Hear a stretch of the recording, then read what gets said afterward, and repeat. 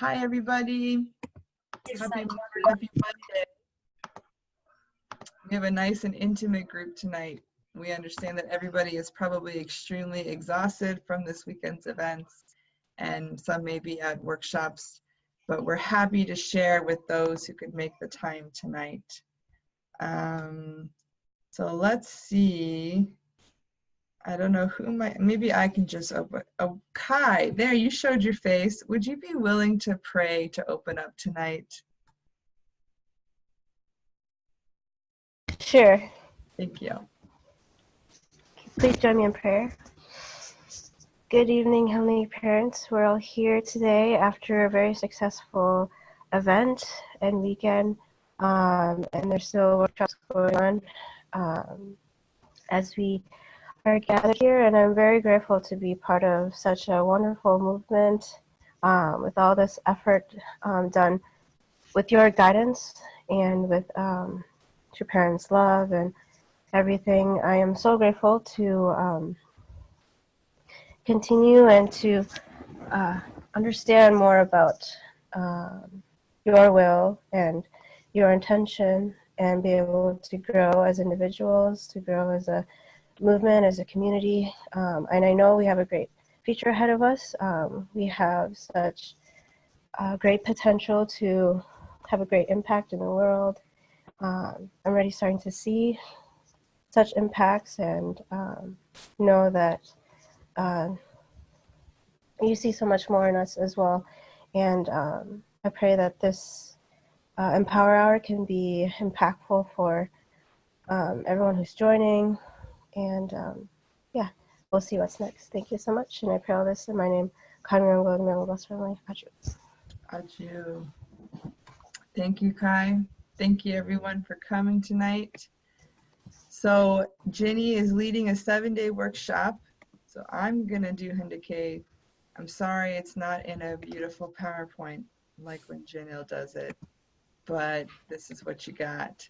So this is, that's not where I wanted it to be. This is actually from Mother's speech at the rally. And this, what I'm looking at right here is Dr. Yun's letter about his behind the scenes perspective of what happened surrounding the rally on Saturday. So I encourage everyone to read it in its entirety. But I want to read these last 2 paragraphs of Mother's speech here. I want to believe in you, members of the clergy who have gathered here from all over the world in particular. You are the righteous people prepared by heaven in this age. What is the mission of righteous people? You should be able to embrace the nation and the world with true love, living for the sake of others, instead of living only for yourself. This is what the true mother, the only begotten daughter, is doing. I am guiding fallen people to become Heavenly Parents' children through the blessing. You must know that this has been the long-awaited hope and dream of humankind for 6,000 years, and it is also our Heavenly Parents' desire. True Mother, the only begotten daughter, is guiding a new era and a new providence. This is the 7th year of Chanoguk. Now you must take the lead. When we think of the 7.6 billion people of the world, we cannot turn a blind eye to the children whom Heavenly Parent wants to embrace. I sincerely hope that you become the righteous people, clergymen and clergywomen, and leaders who can guide people to become Heavenly Parents' children in the shortest possible time. In so doing, please remember that the founding of the World Clergy Leadership Conference, which will bring your individual foundations into unity, is the way to realize Heavenly Parents' dream and humankind's hope in the shortest time. I pray that you will all become the righteous people and clergy standing in the vanguard, and that will not look back but run forward. And I just want to read these 2 sentences from Dr. Yun. It says, True Mother's tears were flowing the whole time she was speaking. In all those years attending her, I have never seen her cry this much. Her sobs touched the deepest recess of my heart. And then as you read through this letter, he talks about how the day before, I'm sorry, I'm looking for my charger because my computer's about to die. He talks about how the day before the launch of the World Clergy Leadership Conference, they had a 1-day seminar. And True Mother did not attend, but Dr. Yoon did to make sure everything was taken care of. And the night before that Friday event, Pastor Paula White, the special advisor to the White House on faith matters, she had a dinner with True Mother, and she expressed her desires for America. Anyways, you can read all about this on the letter. And when she met Dr. Yoon, she wanted to thank True Mother for that meeting and that time that they could share together. And when Dr. Yoon came back from the conference on Friday, turns out that Mother hadn't eaten dinner because she was so anxious to hear about how the conference went. She was just waiting and waiting for Dr. Yoon to come back and give a report. And so finally, after he gave the report, she could eat just a few bites of dinner. But it really shows True Mother's devotion, True Mother's level of dedication and heart for what's going on. She's not distant from anything. She wants to hear and hear the details of how things are going. So all of this is a good reminder of just how invested Mother is in all of the things that we're doing, how much she cares, and how every moment she's thinking about all of these different areas. So again, I encourage you to read that letter. Maybe I can just post a link down here for easy access. So tonight we have an exciting night, fresh off the weekend experience. We've got testimonies from the Young Tribe Weekend Workshop, from the launch of YCLC, the victory celebration with True Mother. So much exciting events happened this weekend. I think I got a total of like 4 hours of sleep the whole weekend. And so I don't know about the rest of you guys, but I slept for 12 hours last night. I hope all of you have had a chance to recuperate and sleep for True Mother, because I know she's not sleeping at all. But yeah, I'm really excited to hear tonight's testimonies, and I'm grateful for those who have time to share tonight. So let's, wait a second, we're missing, there he is. Joshua, how's your internet? You gonna be able to share okay? Yeah, I just don't have I don't have video. Well, I'm on a different. You're on two things. Okay, got it. Yeah. Does that Well, work, guys? it's Okay. totally fine. We got it. Okay. Before I let Joshua speak, I wanted to officially announce that Joshua is now hired for the YAYAM team, the National YAYAM team. He's our new Young Tribe Coordinator, which is basically overseeing all of the young leaders in our movement. And he's doing that part-time. He's also the new assistant pastor for the Manhattan Family Church, the craziest jobs with the busiest pastors. Joshua thinks he's not going to have to give a sermon, but I think he's going to be a lot more busy than he realizes. But we're really, he's already moved out to the East Coast. He left the sunny weather of LA. We're grateful for that sacrifice, and I'm really grateful to have him join our team. So let's actually, Sunhwa, can you unmute us all so we can just appreciate him and welcome him to our team? Joshua! Thanks, guys. Thank you. Oh, okay. Can you hear me?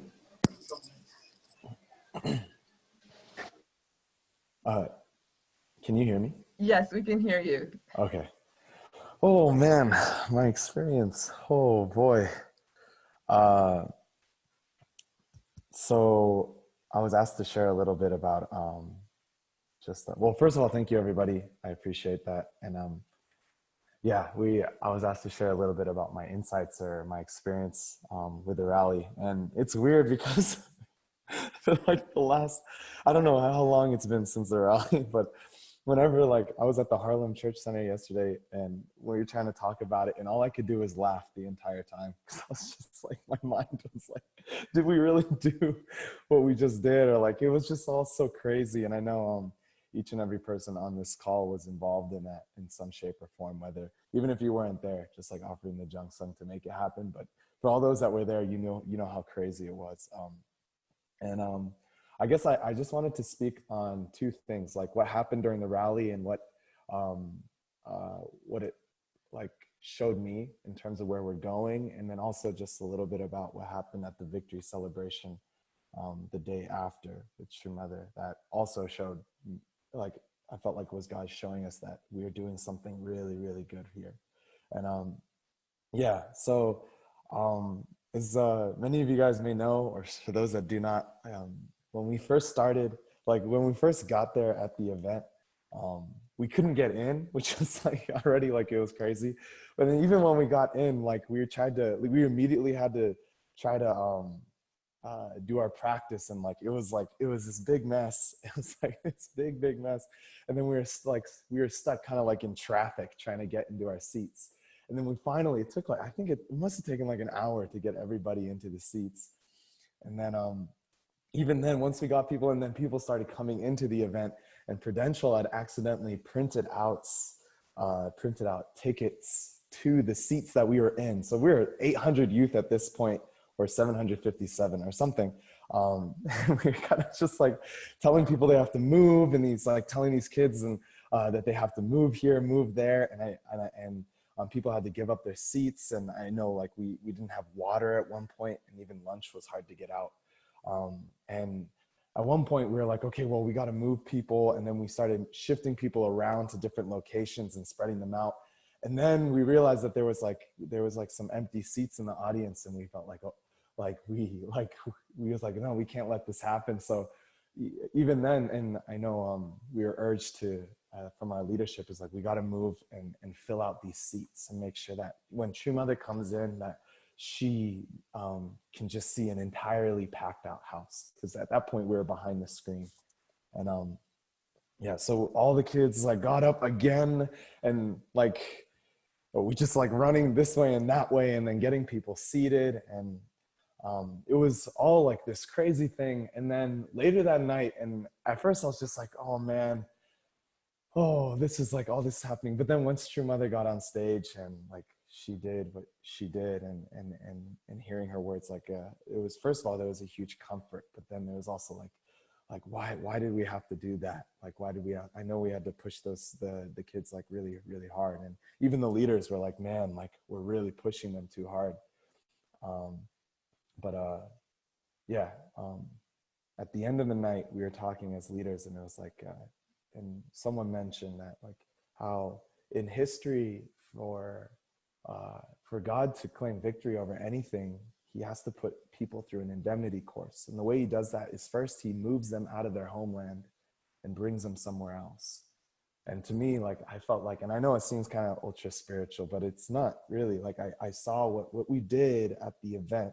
I really feel like that was the condition we had to make to let the event be victorious. And even substantially speaking, that was like what we did, was like we made it so that, and I was talking to people this morning, and they were like, yeah, it was empty, and then all of a sudden it was full, and I couldn't understand why. And I was like, oh yeah, it was the kids. And they were like, oh, those are the youth. They didn't even know that was what was happening.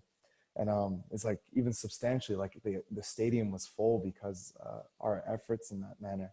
And for me, it was like, I have never seen young people with that kind of resiliency and heart in my life. Like that was so like amazing. Like there was not even like, I only heard like one complaint from one person, and that was just like, that was anyway, it was like the heart of the young people was so just like clear, and it's just like, we're here for True Mother. And I heard that when after the dancing happened, everyone was just smiling and smiling and smiling. And for me, like what this showed me is that I really feel like our young people are prepared. Like it's not just Christianity's prepared to receive us. It's not like that. Actually, even more so is our young people, through connecting to Christianity and through having this heart and love for True Mother in the way that I've never seen before. Like it was amazing. And all throughout the workshop too, it's like seeing our young people at this place showed me is that it's not just Christianity prepared to receive us. It's these young people are prepared to give Mother and give our values and give what we stand for with the pride in our hearts to Christianity. And I feel like as a leader, like I have to understand that our young people are prepared for that. It's like, I may have the mentality that I'm like, oh, it's just us in the UC community, but those that we're leading don't have that mentality anymore. They're ready to go off and and touch the entire freaking nation, right? We're the youth and young adults of the entire nation, not just in the UC community. And yeah, that's like coupled by what happened right after, which was just already like even more like after the credential. It was like everyone was exhausted. Everyone was up till 5 a.m. I was just like, there's no way people are going to be excited about this YCLC event. And then when we got there, like it was like we were building up, and then like all of a sudden the YCLC also too, it was just like super random, just like exploded with energy. And I saw like everyone just giving everything they have in every cheer and all the interaction that was happening. And the next morning, I'm sure Mother had received a report about YCLC, and like the biggest thing was just that above all, like YCLC was the biggest thing that was acknowledged that morning, and especially True Mother herself acknowledged it. And what I felt from that is that our movement is headed in this direction. Like our young people are prepared, and True Mother is excited about it. And she was so happy to see that our youth had moved on something that she didn't ask for. And it's like, it shows like, this is our direction. This is where we need to go. Like across all ministries, like this is where we need to go. And not just YCLC, but like we're engaging the wider community. And yeah, I was just like, for me, I was just not just touched. I was honestly floored. I didn't get sleep last night at all. I still haven't slept. And like my reason was just like, I was like, last night I couldn't sleep just thinking about it. It was just like how like we come so far. It's like True Mother loved us so much and has brought us and trained us, literally has trained us and all of our young people to where we're at now. And like, I cannot sleep. I'm like, just like, my heart's like, just like what's going on? Like, I'm like, it's so amazing. So, and it feels also great to have a powerful direction, you know? So yeah, that was my experience. Thank you. Awesome, Joshua. Thank you for sharing. Thank you. Thank you. Thank you.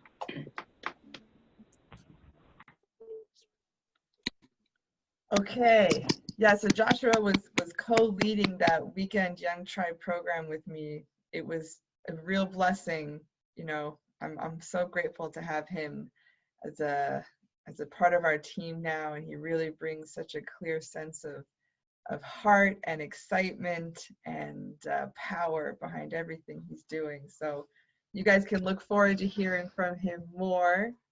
And we also have another brother on the call, Jermaine, who's going to be sharing about YCLC, the launch of it. You know, he has kind of a behind the scenes perspective.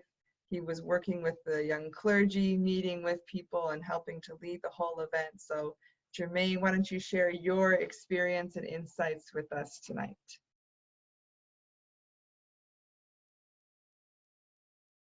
Good evening, everybody.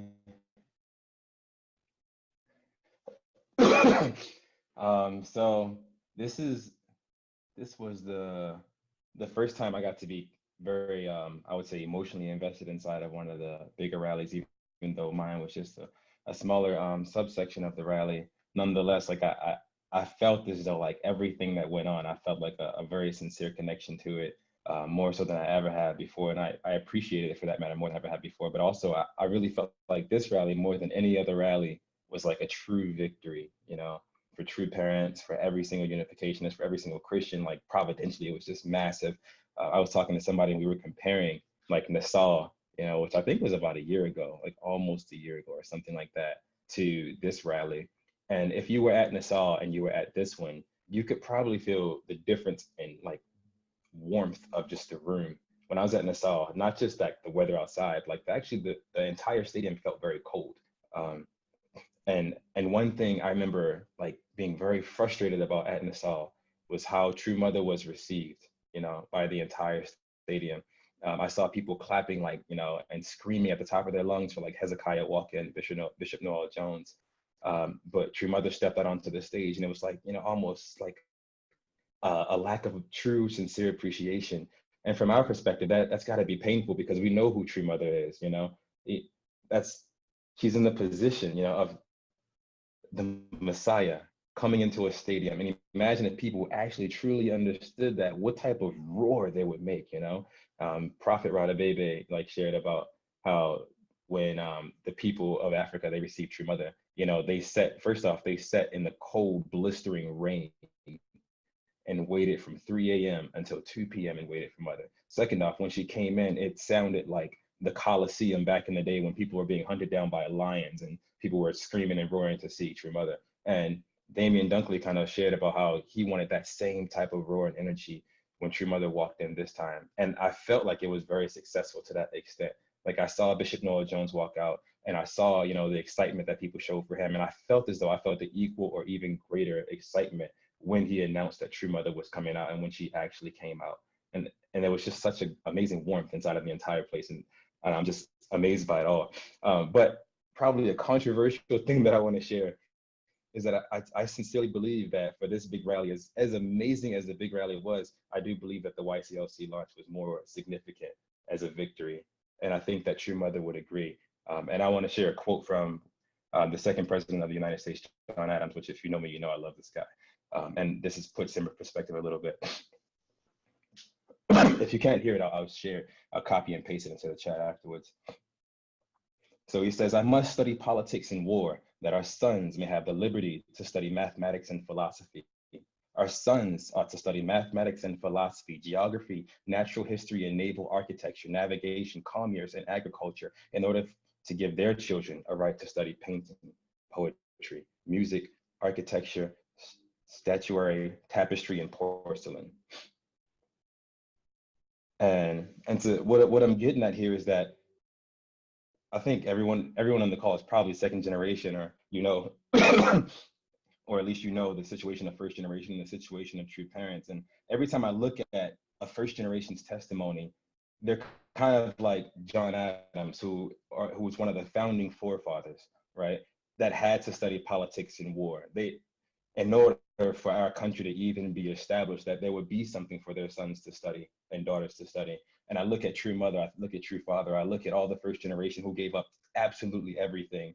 Naoko-san, who's like my spiritual parent, you probably wouldn't know it unless you talk to her personally, but she was actually a really amazing painter. She has really beautiful paintings inside of her house, and yet she gave up that ability to be able to paint so that she can join this church, because she did not see any hope or beauty inside of the world the way it is. I still don't see any hope or beauty inside in the world the way it is unless we continue to change it in the way that True Parents has been guiding us to change it. You look at True Father's life and True Mother's life, and it is the absolutely most horrendous life you have ever seen.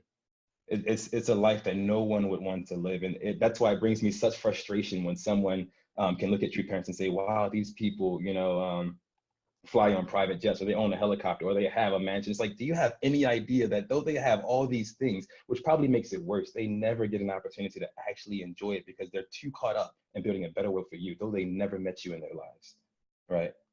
And so they're that generation that has to study war, because they're literally fighting this spiritual war for us to have the peace and tranquility, the ability, the potential to study. And this, I don't know if you noticed, but in the second generation, it's a 3-generational thing he's talking about. That in the second generation needs to study pretty much the art of building something, the art of building a nation. And I look at us as being that generation as building the kingdom of heaven. And so when I look at the YCLC launch, I look at that as the second generation and third generation. That second generation is building the kingdom of heaven, so that the generation that gets to actually live and dwell in the kingdom, in the kingdom of heaven, can actually start to build a beautiful culture surrounding Chanoko. And so I really do believe that that YCLC launch was the fruit of everything that True Mother was fighting for, and these insanely expensive rallies, because that generation inside of YCLC was actually substantially building the kingdom, not convincing people that we have to come together to build the kingdom, but substantially actually building the kingdom. And I saw that there. Yeah, a big thing for me was just recognizing how much this generation needs to expand our minds and our hearts, both minds and hearts. And what I mean by that is that I said this in my prayer when Kaeleigh asked me to pray for the 3-day workshop that Joshua was leading.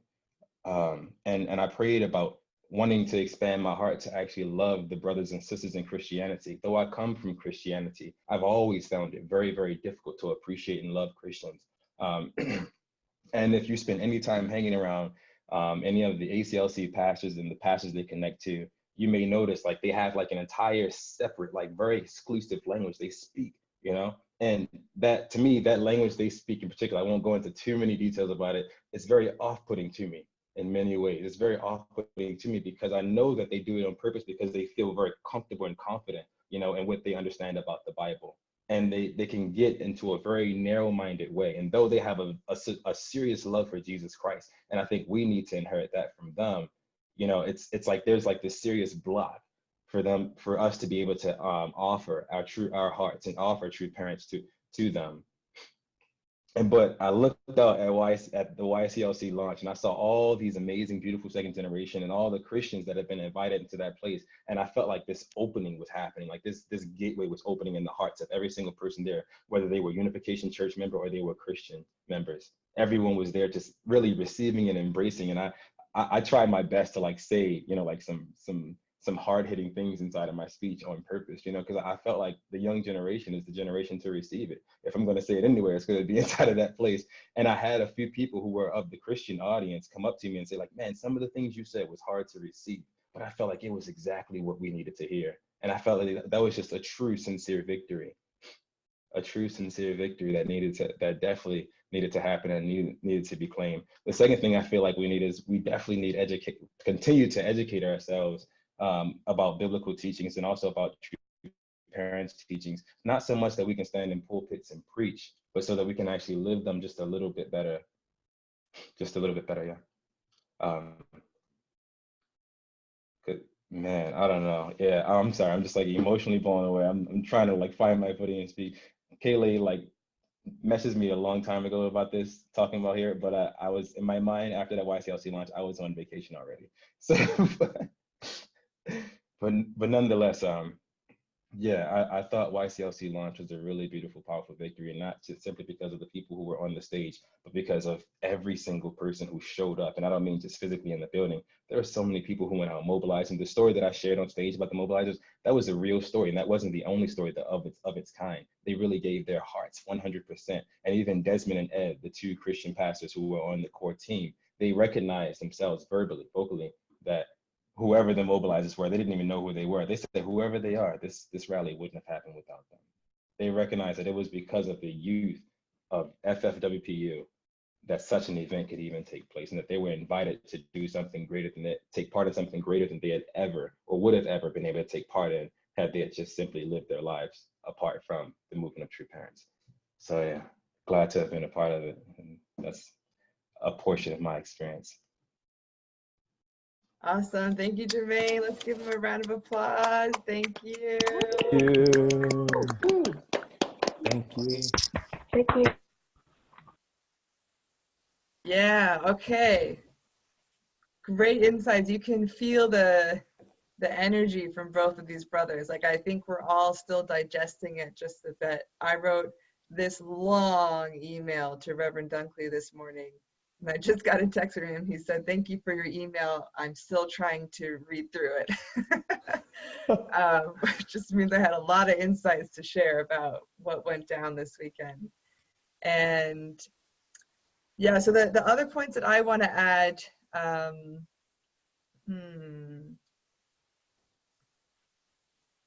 So first of all, you know, when we did this Young Tribe weekend workshop, we had this goal of helping our generation inherit true parents' heart for Christianity. And at the time, it honestly felt like a pretty lofty goal, something that maybe a few of them would pick up, and it was more a hope to lay a foundation for what would happen over the next year. But I was pretty blown away by, we had one day of content on Friday, and the rest was just, you know, preparing for the rally, doing YCLC, and then visiting churches the next day. What I was most moved by was actually everybody who came, it seemed like they did their own work at home, and GPA did its own work on GPA, and ILTP did its own work on ILTP to already come with the right foundation to receive this content. And so many logistical things went wrong in this workshop, more than I have ever experienced. But somehow it was all for a purpose. Like, for instance, the one session that we had with Reverend Abernathy, who came to speak. It was actually supposed to be a couple of Christian pastors who were supposed to come and speak to us, but many things happened and it didn't go down. And so Reverend Abernathy had like a good hour and some to share with us. And it was perfect because he needed the space to go deep and to hit hard-hitting points and to respond to questions. And you could tell that our young people really got it from him, you know, to hear a Christian pastor who loves true parents and blesses 3,000 people. And, you know, he's even lost members in his church because of blessing, but he also says he's gained a lot more because of the blessing. So he really sees true parents and the blessing as such a wonderful thing for him and what he's doing.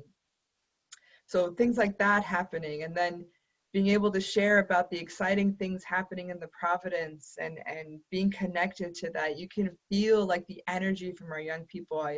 I felt like we as a generation broke through this ceiling, that we could finally, like as young people, stand with the rest of the movement. Up until this point, it's kind of like we've been in our bubble and we've been kind of making progress, but I really felt that we had arrived after this workshop. And even the morning of the rally, the high school workshops joined us and we were practicing the Tongil dance, and 800 young people dancing about unity. I could not stop weeping. It was so embarrassing. I had to leave the room several times. I even meant to meet, I went and sat with Jermaine and some of the young pastors that were there, and I was all bleary-eyed, and I was like, don't worry guys, these are happy tears, these are good tears, but I couldn't stop crying because the unity was like palpable. You could taste it. It was intoxicating. And the whole struggle that Joshua shared was real.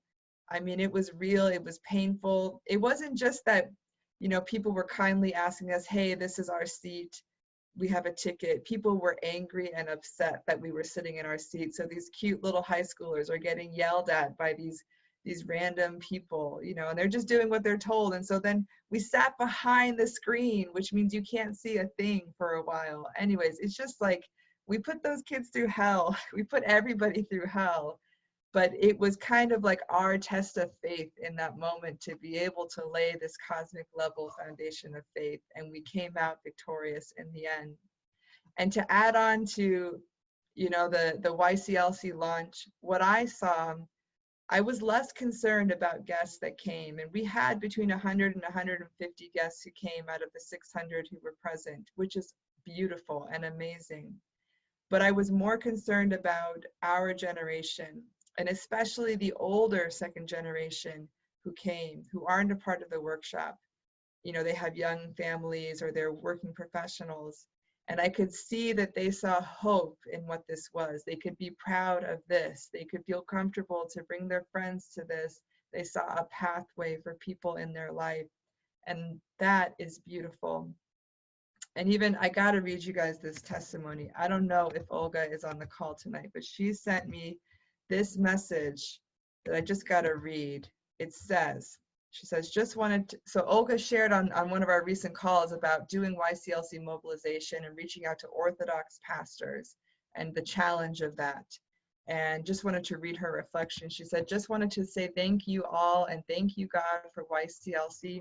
The launch on Saturday literally made the event for my guests. They said it was relatable and inspiring.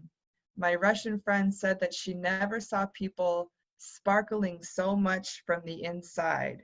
She referred to everyone she saw on stage and talked to. The Armenian Orthodox priest and my Georgian Orthodox Christian friend had a lengthy discussion on how Orthodox Church needs to reform, and that even though their older priests would never attend such events, they themselves will. Young people is the hope. So beautiful. I mean, it's making the point that the young clergy are the place in which change is going to happen in Christianity. Those that just get it, they get a taste of it and they get it and they want to know more. And, you know, immediately after Bishop Jones left the stage, he turns to Damien and says, Damien, I want to study more. I want to learn more about true parents, more about our teachings. And it's beautiful. I mean, those that are prepared are really there, and things are happening and moving.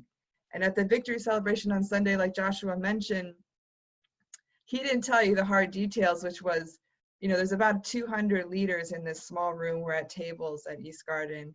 And, you know, we came early, so our young team got to sit, you know, the second row of tables, and we sat together. And then we got asked to move and go sit somewhere else because there were some important Korean leaders. And then they changed their mind, and so we went back to that table. And then we got asked to move again. And so by that time, everybody had arrived. And so we sat in the back, very back corner table of the whole room. And I was honestly really struggling, feeling like this is a replica of what happened at the rally, where we're just being shuffled around. But everybody did it happily. Nobody complained. We had the right heart. But inside, I was, you know, it wasn't so much like we had to move, but more the feeling of like, I hope that one day our generation can sit at the table, you know, that we can have a place to stay. But what was crazy, you guys, was, you know, out of the whole room, you know, Dr. Kim and Damien and Mother gave us a shout out. Those were the 3 speakers of the day. We were the only ones that got a shout out from each one of those. And in fact, I think I was the only one who got asked to stand up and be recognized for us, for our generation and our offering. And it was funny to be, and please know, like, this is not about me. So if there's any of that, just that's not what this is. But it was funny to like look out of the room of 200, and here we are in the back, and then our table gets asked to stand up, to be received in that way. And even more so than that, you guys, our team was the only one to receive a gift from Mother. She gave us $20,000 and asked us to play Ute. And so we handed it out to the 7-day workshop and to the Evolve workshop and the Maryland workshops that are still happening right now. And they will play Ute with Mother's money. So the love for us, oh wait, and more. When Mother ended her speech, the last thing she said was, hope I'm getting this right, is I have hope because I see the second generation leading the way, the young people leading the way. It was kind of like a mic drop moment. Like Mother spoke very quickly and short, and like you're trying to follow it along, and then all of a sudden she ends and the translation finally comes through after, and she says, you know, I have hope because the young people are leading the way. And it was such validation that we got so much love and so much shout out. And so everything I was feeling before really melted away because I saw that the love was there. It was evident. We really were loved. So all that love goes out to you, to us. We freaking did it, you guys, against all odds. It really felt like against all odds. And you know, another beautiful testimony that I wasn't even a part of, but you know, on Sunday, we had our teams go out and visit churches, and you know, the testimonies we're getting, the pictures we're getting, the videos we're getting from that experience are so moving for me. For our young people to really understand True Mother's heart, that she's one person, she can't go visit every church and say thank you, but to have this heart to go visit a church when you're so exhausted and you haven't slept much, and we struggled with food in certain portions of the program, to still go out with that heart and love and spend time with pastors and appreciate them for their support of True Mother as an ambassador for True Mother is so beautiful. I'm so proud of our young people. This next year, 2020, I've heard on many occasions is going to be a year focusing on young leadership, and it's been a nerve-wracking concept for me, but I feel that the time is ripe, that we as a generation have laid a strong enough foundation for that to happen. I'm really proud of us. So let's give all of us a round of applause, whether you were there or from home or doing a watch party or whatever. We did it, you guys. Way to go. Yeah.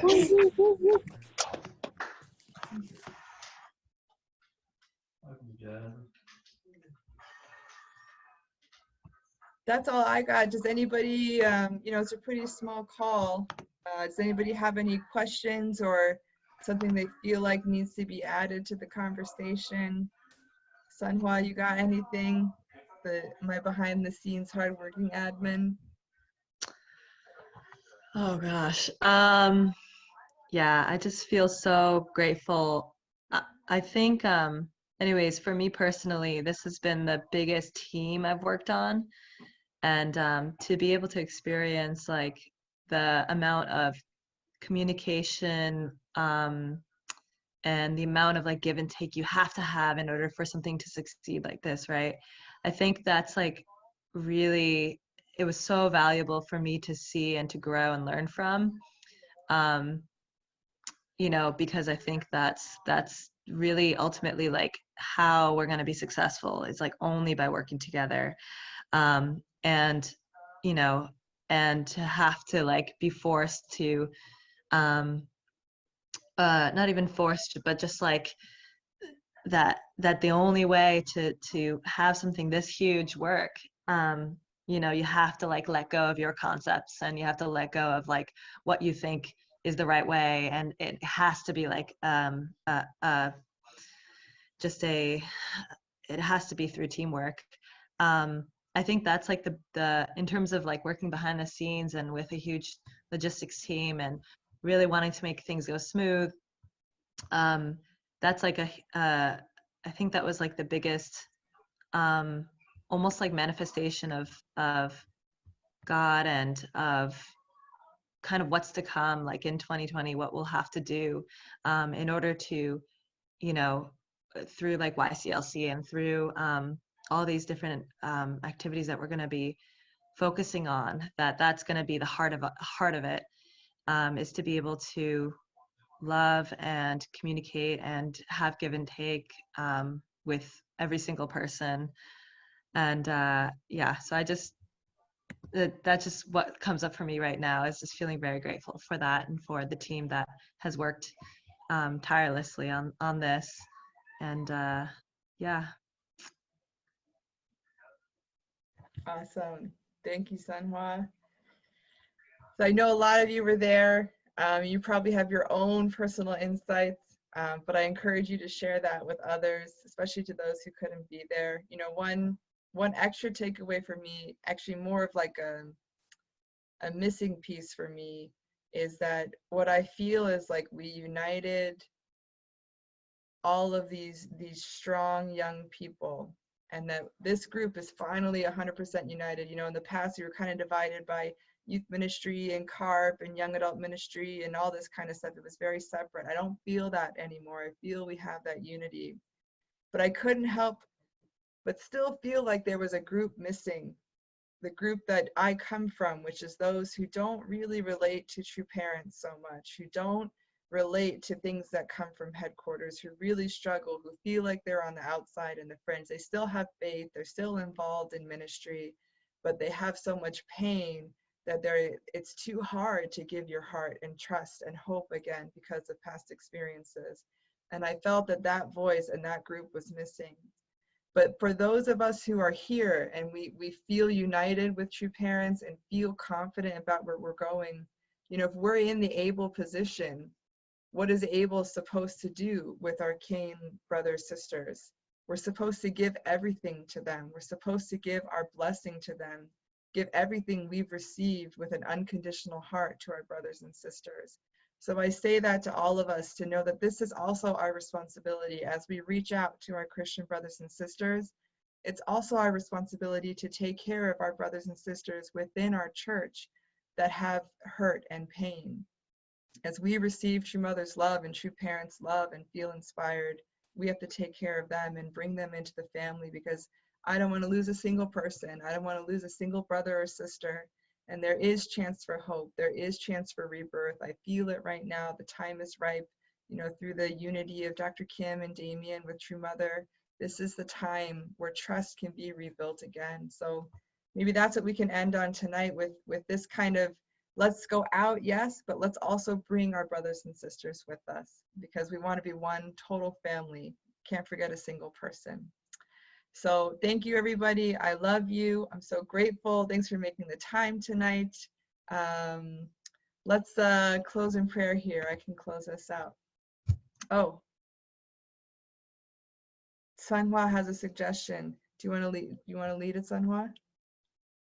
Well, I was just I see that a lot of people here were there, at the events this weekend. So if anyone wanted to share, if anyone felt called to share like a 1-minute highlight, because I'm sure all of us had unique highlights and unique experiences, we can open up the floor. We have some time. Does anyone feel like they want to share a quick 60-second highlight? Actually, maybe I can call on, Christelle. I don't know if you're available, Christelle, but Christelle kind of headed up the watch party side of things, and she was in contact with many communities who were hosting watch parties, and she sent me a reflection about her experience and the feedback from people. Christelle, are you able to unmute yourself and share? I am, just briefly. Sure. Cool. Wow. I'm honored. Because honestly, I mean, just hearing about it, like being on the ground, like I know most of you were there, and it's just, I feel like I wish I could have been there. But anyways, just to affirm, I guess, like for those who couldn't go, that at least for Kansas City. So I helped host the watch party in Kansas City, and like we could feel the spirit. I mean, yeah, it's not the same as being there, but for sure, I mean, I don't know how to say in few words, but there, I don't know, like you could really feel the spirit. We had some guests, and I felt like they were very impacted in our community, like coming together. Like, I mean, oh gosh, there's so much to say, but for sure, I want to say that like I don't know how to say, you could feel the spirit essentially, like that. It's just, it was really impressive, the whole, I mean, we didn't watch the whole event, but like what we could see, like there was just this extra vibe that was there. And I really felt like, especially some of the guests who stayed longer behind, I felt like that they were really impacted strongly. And for sure, at least in our little Kansas City community, that there was definitely it felt like there was something going to the next level. So I'm not good at summarizing, but just know that to be one on the ground, it was still an incredible experience, and like we could feel the energy coming from there. And I'm sure that as the testimonies kind of come out from the other watch parties happening, that we did feel very included, and it was a really good experience. So I want to thank Kaeleigh and everybody who helped put together the watch party package and everything, because it did help us feel included and be a part of that experience. Yeah. Awesome. I don't know what more I can say. No, that's great. Thank you, Christelle. Sorry for putting you on the spot there. It's great to hear the other side of the piece here, so it's great. We have 2 more who volunteered to give a testimony, so we'll give you guys about like 3 minutes each, and then we can close out. So Denise, you said you wanted to share something? Yeah, sure, I can share something. So I didn't make it home yet, and I was supposed to be on the way home, but 2 of our church members had a medical emergency, so we had to divert the plane. And I don't mean to take away from the workshop, but I feel like I'm still on the spiritual high from the workshop. I feel like I'm still in a workshop. And so it's Mr. Dennis Hoffman and Reverend Hakeem Kane from South Dakota. They attended the WCLC, and they had a medical emergency, and so the plane had to divert from our original path home. And we are still in Detroit, Michigan, and they are still in the hospital here. And when I saw that they needed medical help, I just couldn't get myself to not be with them. I can just see the fear and how worried they were, and all I could see was that they were just like, this was my dad.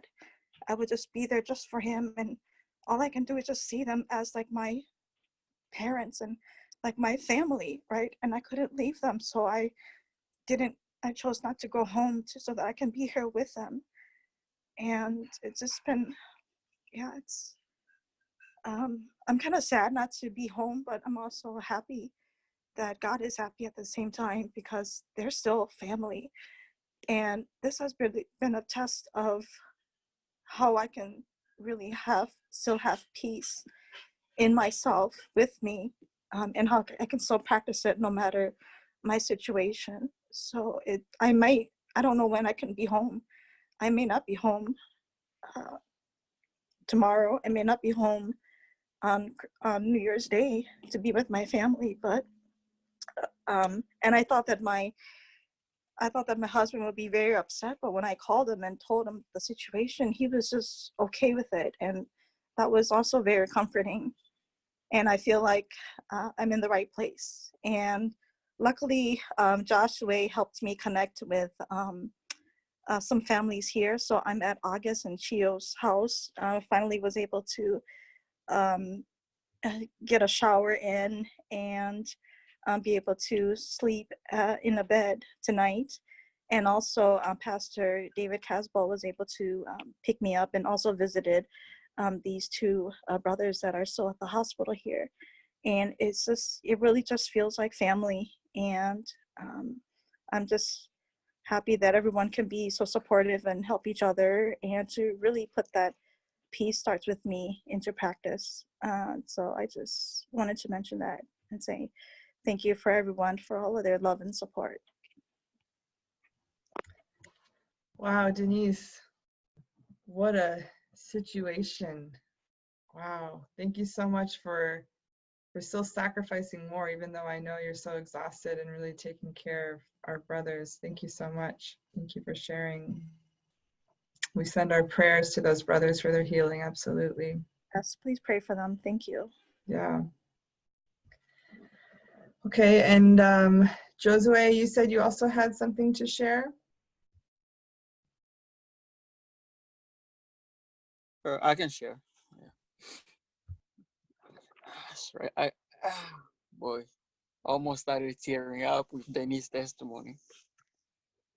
But yeah, I think the weekend for me was very liberating. I think I shared earlier with Kaeleigh that I was struggling a little bit.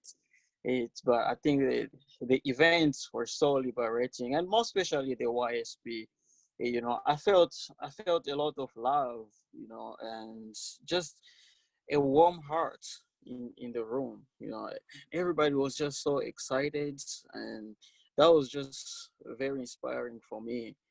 It's like, oh, we are building the kingdom, and we are very excited as we are doing it, and that was just so moving for me, and everybody was just happy and sharing love with one another, and you could feel it in the room, and that was so moving for me. And I felt there is hope for the future, and there is really a lot of good things going to happen in the future. I think one, it's very I think the leadership, the unity between Dr. Kim with True Mother and Reverend Dunkley with True Mother is so important at this moment. And if we can unite with them, I think really good things are going to happen.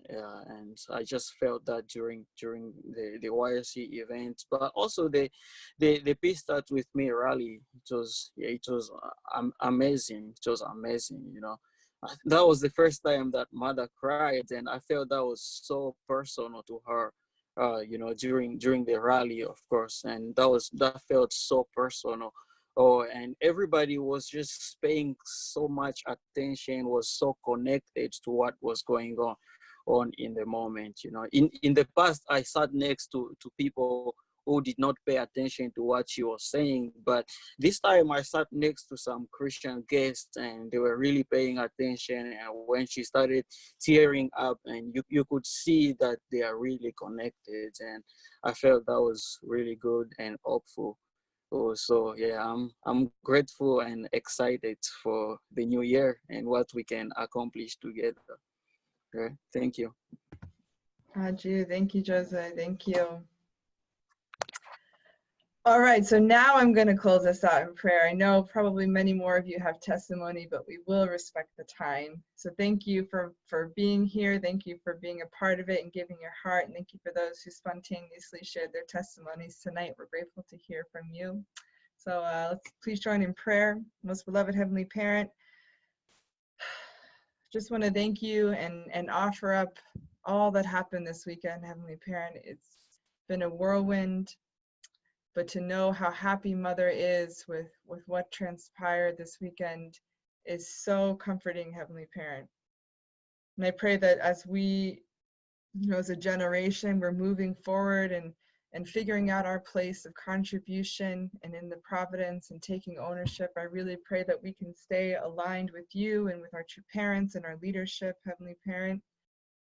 Pray that we can feel that genuinely and authentically as we move forward, God. I also really want to pray for our brothers who are in the hospital in Michigan right now, Heavenly Father, Reverend Hoffman and Kane, Heavenly Parent. I really pray for their healing. We're so grateful for our sister Denise, who has such a motherly and daughterly heart and taking care of them, even though she's sacrificing time with her family. We pray for her family to be taken care of at this time, and pray that those brothers can really be surrounded by good spirit world, and their bodies can be restored and their health can be restored. I pray that you can take care of each person tonight as they offer their time to stay connected to what's going on and feel aligned to the providence. We love you so much, and we want to offer all these things in the name of David and Kaeleigh Moffitt, a Blessed Central family. Adieu. Thank you, everybody. Have a good rest of your evening. Good night. Good night. Thank Thank you. you. Thank Good you. night. Good night. Thank you. Good night. Good Good night.